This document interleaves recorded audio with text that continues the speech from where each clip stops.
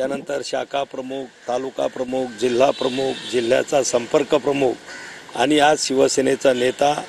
त्यानंतर मधल्या काळामध्ये 3 वेळा शिवसेनेचा आमदार, आता चौथ्यांदा शिवसेनेचाच खासदार आणि आता शिवसेनेच्या वतीनंच आदरणीय एकनाथराव शिंदे साहेबांनी आदरणीय नरेंद्र मोदीजींच्या नेतृत्वात असलेल्या मंत्रिमंडळात मला काम करण्याची संधी दिली, मंत्रिपदासाठी माझं नाव दिलं